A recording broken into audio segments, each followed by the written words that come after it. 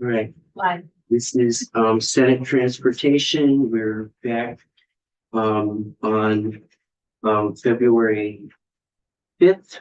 And we now have the Agency of Transportation overview with the local roads safety program. And Joel, name, rank, serial number. All of the above. Good morning. My name's Jesse Dutlin. I am the Safe Systems Manager within the Operations and Safety Bureau at VTrans.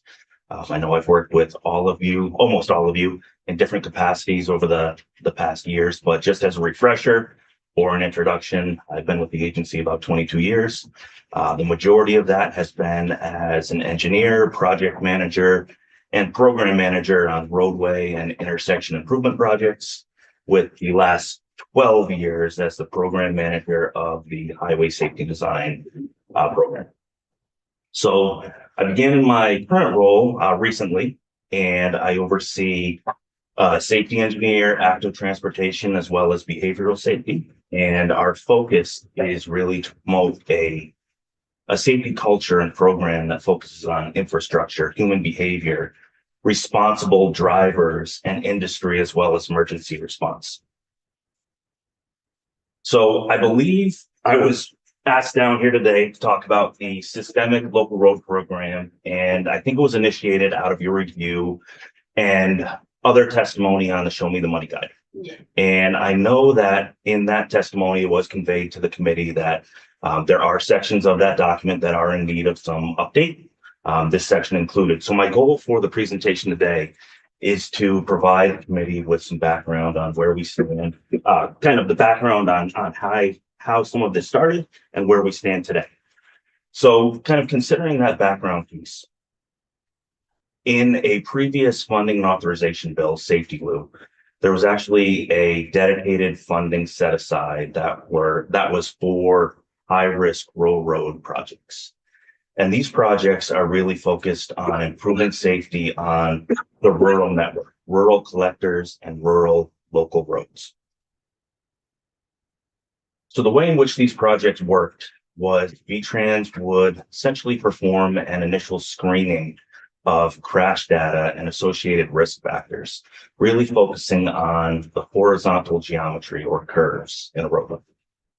And we would look to select sites in coordination with the regional planning commissions and the municipalities. At that point, our design arm, so the VTrans Project Delivery Bureau, would assume those design and development responsibilities. In addition to performing the actual design of the project, they'd work with the municipalities to get all the necessary clearances that are needed for the project, the maintenance agreements, the utility clearances, the right-of-way certificates.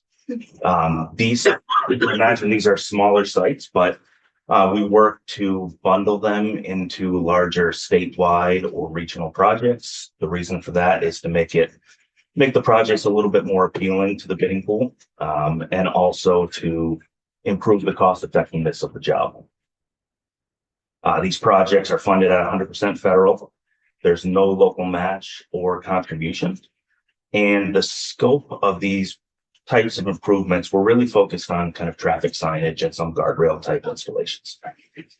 So while I noted that there are some components in the Show Me the Money Guide that need to be updated, VTrans recognizes the importance of this. And despite the fact that there's not still a dedicated set aside, these types of projects are valuable. So we have two statewide high-risk rural road projects that will be under construction in this upcoming construction season.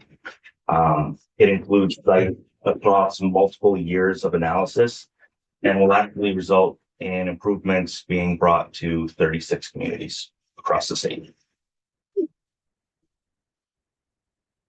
So that kind of touches on high-risk road projects, but in addition to those, VTrans has recognized that a lot of our fatal and serious injury crashes do occur on the rural network. And we've continued the screenings and identifications of sites for inclusion in high-risk road projects, but we also look to investigate other ways that we could bring some funding and safety improvements to specifically the local network. So this led us to the implementation of a new grant program that was focused on safety on the local roads. So this grant opportunity was specifically open to municipalities to propose safety improvements that would be beneficial to, both safety and their community. So the intent with these was to have improvements that were more simple in nature, easier to implement and get on the ground quickly. They're smaller dollar investments ranging between $5,000 and $35,000. These grants, again, were funded at 100% federal, no local match or contribution. The way in which these work is the VTrans Municipal Assistance Bureau would administer the grants, and they work to help out the communities and municipalities in applying for the grant and also in obtaining the necessary clearances in order to move to construction. The municipalities in this case did oversee the project and construction. So this was our first solicitation of this local grant program. We were able to award 38 municipalities with a grant, and that totaled close to $1 million in funding. So with this program, the way we kind of structured it in order to have a level of consistency and control is the wrong word, but be able to kind of manage it in a controlled fashion. We did identify eligible categories of work that a municipality could apply under. So some examples of these include curb warning signage. So these are the photos, example photos along the top. These are things like chevrons or roadside delineation, advanced warning that would notify a roadway user of an upcoming or a present curve.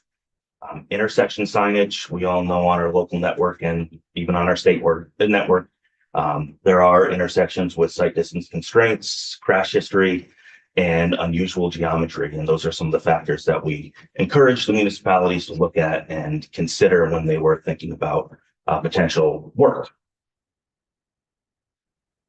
Thinking about the roadside, we also, a funding category that was eligible would be breakaway devices. So this would be an example of replacing signposts or luminaire posts on a roadside that to ensure that they are crash worthy, meaning that if they were struck by an errant vehicle, they would safely shear off as opposed to being a fixed object. And similarly, we also encourage municipalities to think about the removal of fixed objects, such as trees, rocks, boulders that are adjacent to a roadway, so that when or if a vehicle does go off, the space that they would be entering would be free of those fixed hazards. What's the percentages? What's that? It's okay. Right. The percentages. Crash reduction, like the number of crashes or the damage in the crash? So it's really about the damage, because, a vehicle that goes off a road with no hazards, there's still a potential for property damage.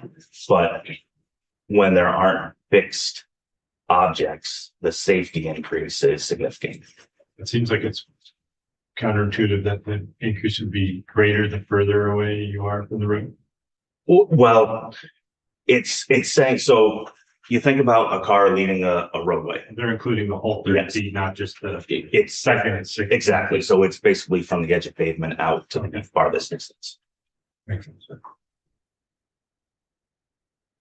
And last category we had included in the potential categories for safety improvements were associated with pavement markings. And a lot of our local network doesn't have shoulder lines. And this allowed municipalities to propose work associated with adding or enhancing edge line or shoulder markings, and also to add or improve pavement markings at stop controlled intersections. So as I noted, VTrans sees the value in these types of projects. And this season, as I noted, we'll have 2 high-risk road projects that will be under construction. We're working to currently close out the initial solicitation, not solicitation, but close out the grants that have been awarded with the initial solicitation. And through that process, we want to understand some of the challenges that may have been encountered by the municipalities when they were either applying for or administering the grants. We want to understand why municipalities may have chosen either not to apply or chose not to advance work on an awarded grant.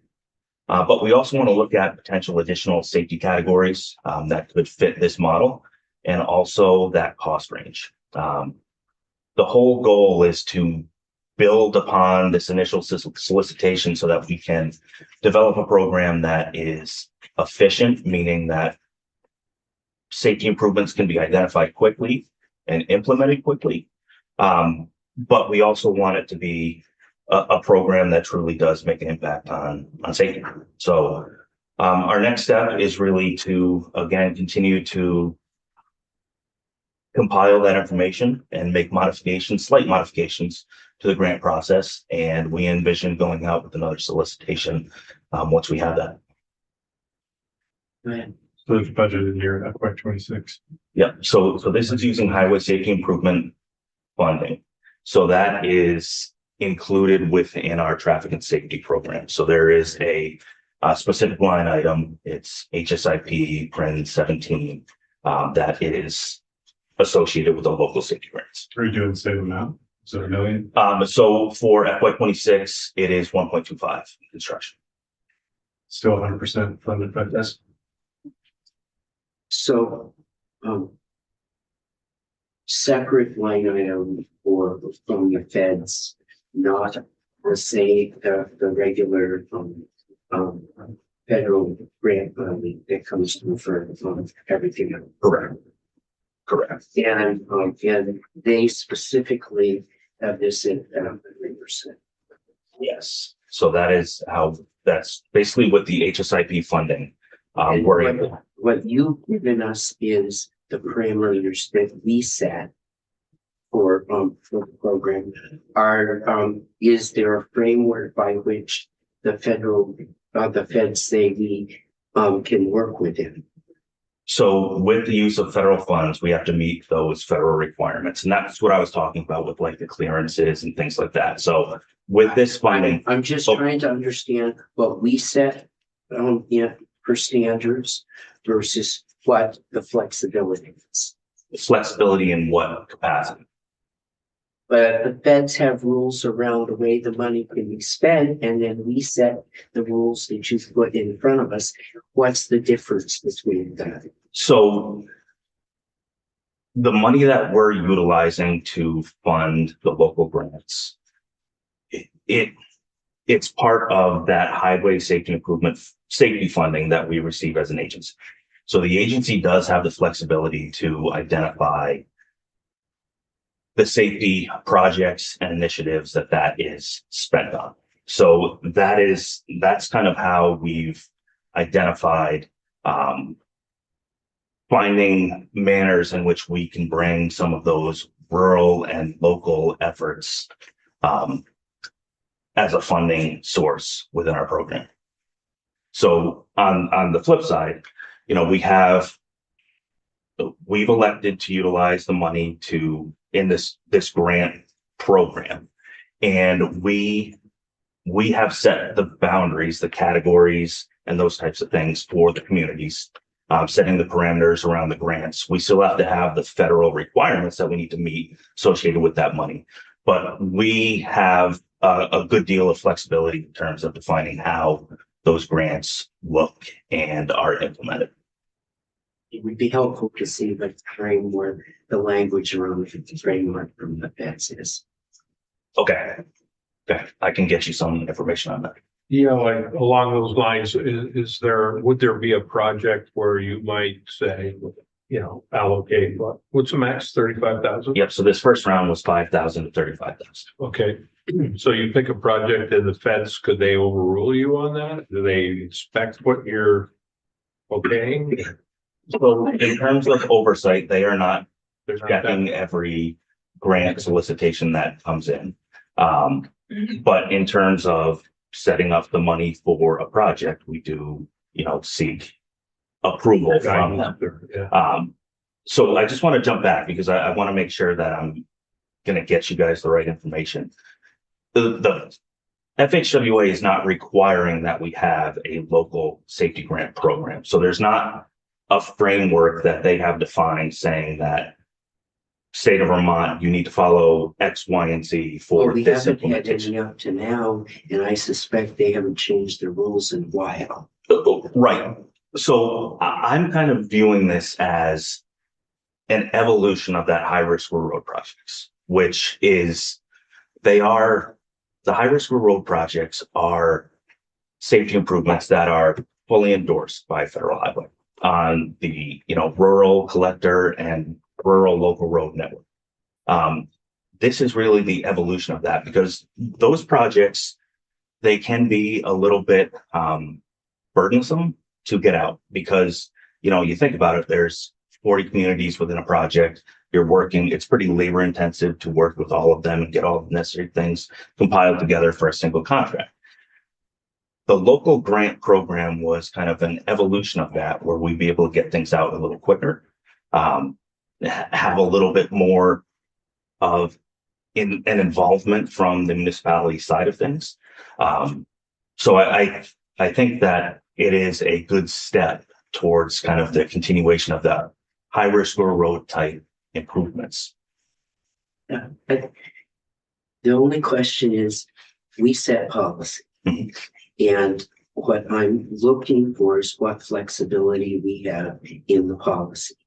What I didn't see in any of this, and what I have a fair amount of in my district is schools. Mhm. I have a fair amount of rural elementary schools that are on municipal town roads, and they look to do stuff. Yep. And as you go through that, and I'm just giving this as an example, if we decided in this committee that we wanted to instruct you that schools is a focus area, and speed bumps around the school, and I'm not suggesting that, but of the 10 towns I represent, 7 of them have schools on municipal town roads. So just looking at what's the flexibility around the policy piece, what flexibility do we have? And if any of our colleagues had suggestions, what would be appropriate for us to suggest? Go ahead. Yeah. And then Senator White. Great. Yeah, schools are really important. There's the Safe Route to Schools program. So if you could use some of this money in one of those programs, that would be really cool. I would be interested in knowing what are the accidents that we are experiencing, because that changes year to year. We have a lot of pedestrian issues, problems, people getting killed actually in our area, and that some of that is increasing. Yep. So it would be good, I think, to tie what we're proposing to the actual incidents that we're having. And then just one other thing, like especially with schools, even if there are not a lot of crashes there, it would be good to get people walking to schools. That's one of the reasons. So even if there aren't crash data, there might be things that we want to encourage, like walking to schools, because it's just better for everybody, including the kids and parents. So I'd just like to look at those kinds of things. But I agree with what you were saying. I'm just interested in what the flexibility Yes. is. Go ahead. Thank you, Mr. Chair. And thank you so much for this presentation. I really am appreciative of seeing the evolution of this program over time, especially since our municipalities have, I would say, less resources than the state to address a lot of these safety concerns. So I'm just trying to follow it like in the white book. So you've got it identified as 1.3, but versus 1.25.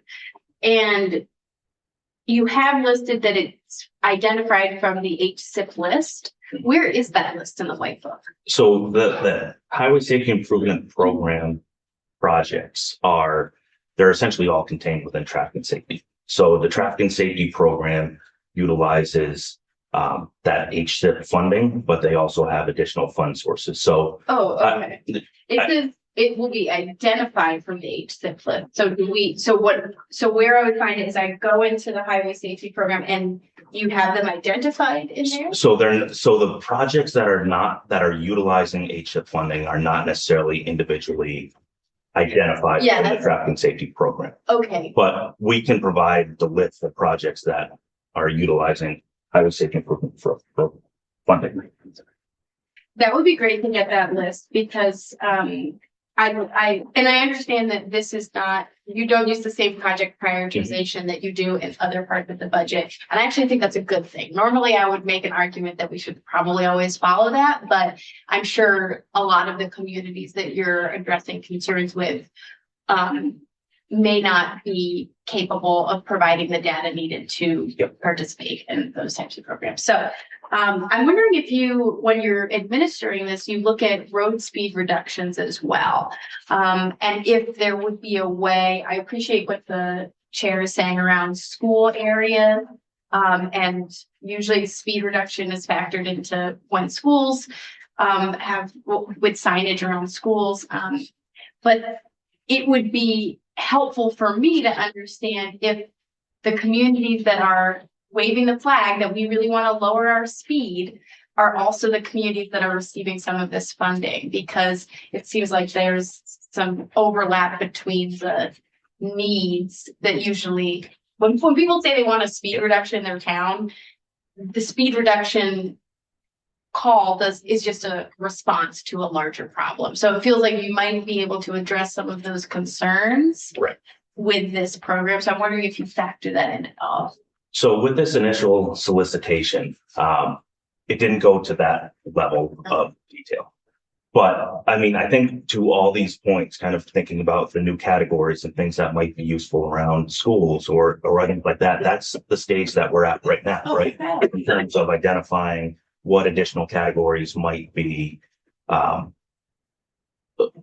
good addition to this program. And we do have the flexibility to identify those.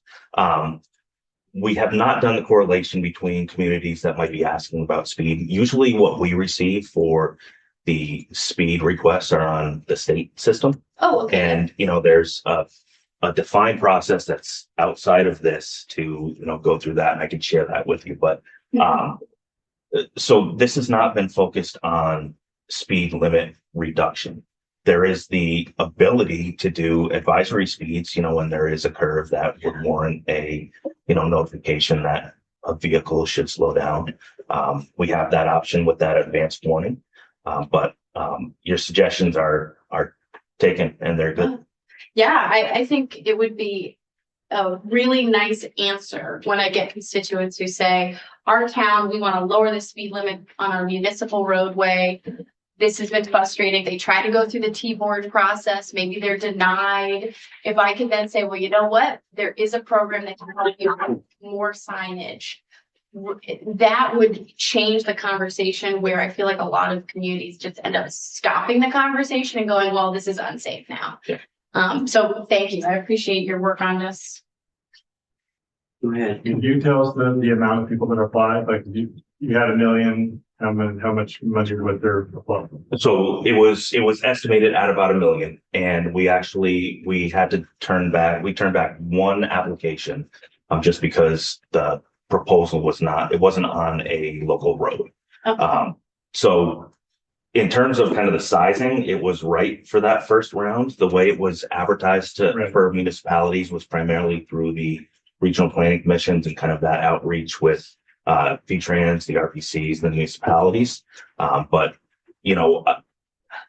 we've had some communities that I would say were more unresponsive, want to award the grant, but we also have communities that are already at, kind of knocking on our door about when the next round will go out. So I'm hoping that, we can kind of build off of that. I was surprised to hear that you didn't get a lot more responses. So that's either you right-sized it, or they didn't know about it, or they didn't have the capacity to fill out a paper for another grant. the first year out of the box, Yeah. not everybody heard about it. Right. But you raise a good point, because those are the factors that we're trying to address with this second round. You know, understand that there are, different, levels of, municipality staffing, around the state. And we want to make this so it is feasible for everyone to apply and be able to construct.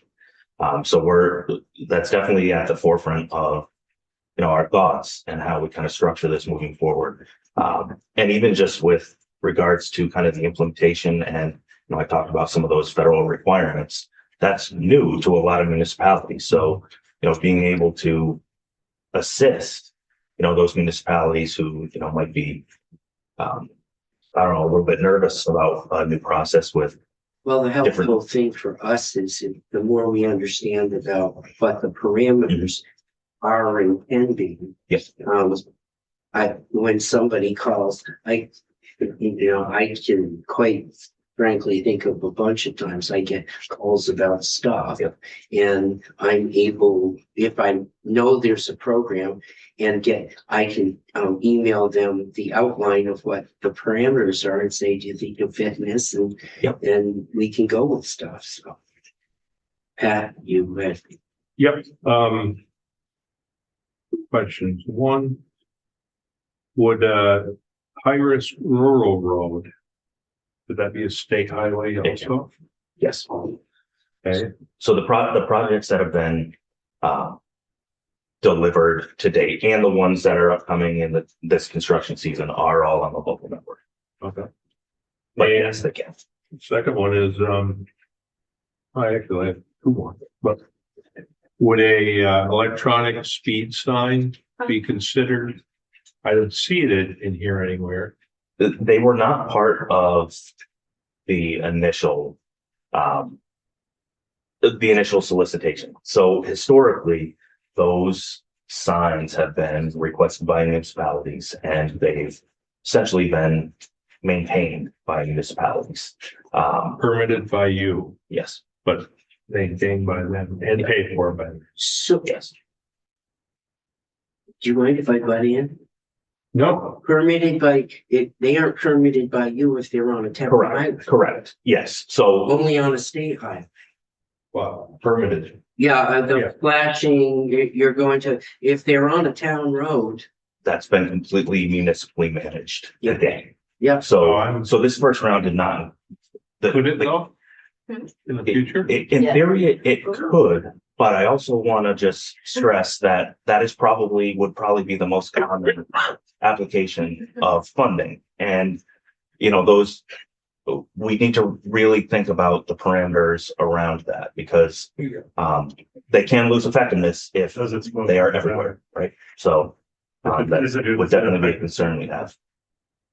We put one in my town, and then we found out people just wanted to go as fast as they could so they could take a picture of the speed on the town as they drove by. So it didn't seem to work.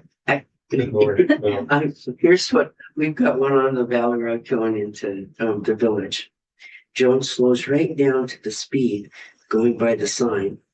And then immediately after it speeds up, and it's like, what was that about? And I've also heard that people slow down when it's first installed, like their daily commute, they've then forgotten about it because they don't see any enforcement. I think that's the concern with kind of the oversaturation. You have a third question. Well, just to follow up The on second one was so good, we started talking.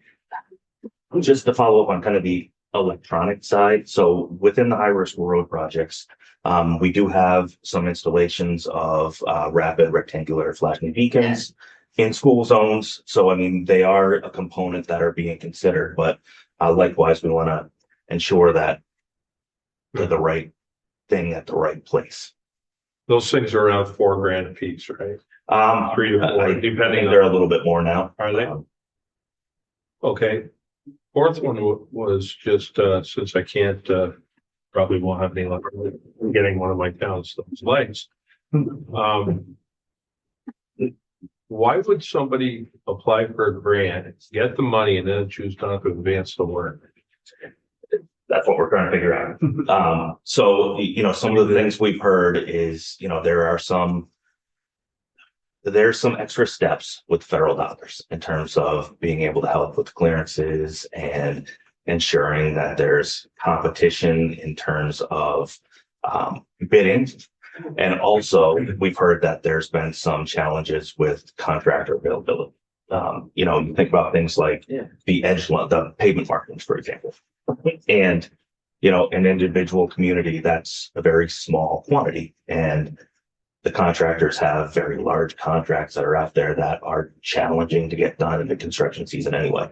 So, you know, those are some of the pieces that we're trying to think about, both in terms of the categories, but if there's also ways in which we might be able to bundle some work together, improve costs and, you know, avoid those types of scenarios.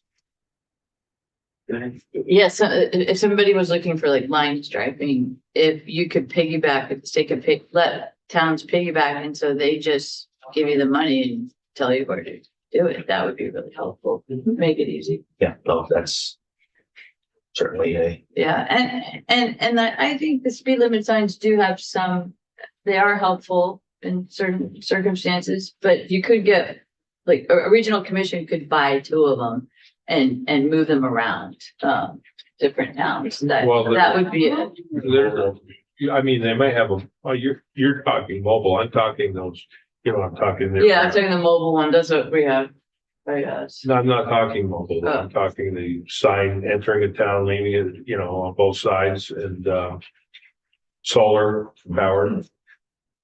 And they do have electric backup, but they're there. I mean, I've got a couple in my town, but I'm looking at the islands. yeah, same function, but just a permanent install. Yeah, it's a permanent. But I won't give up on that. I mean, there could be a way to allow them a grant to purchase them and then they take care of the rest. I mean, something to think about. Yeah. I don't think every town's gonna want one because they're gonna have to maintain them and install them and, you know, something for you to think about. Well, I'm thinking about. Okay. Go ahead. Clearly this is a conversation we all like, and we can wrap our hands around it. So I appreciate you coming in, but I have one point I wanted to make because I am always happy to be proven wrong. I was surprised to see the removal of trees as an option for this program, because my understanding is that we actually don't want to remove lines of sight blockers from roadways because that trains folks to go faster. So I understand what your argument or your point is, which is trees mean your car gets beat up more when you go off the side of the road. But my understanding is that we actually do want to keep those visual impediments there because you psychologically will go slower when you have a row of trees versus an open highway of nothing on either side. So I'm wondering if you could speak a little bit to that and perhaps correct my understanding. Yeah, so you mentioned the term car got beat up a little bit.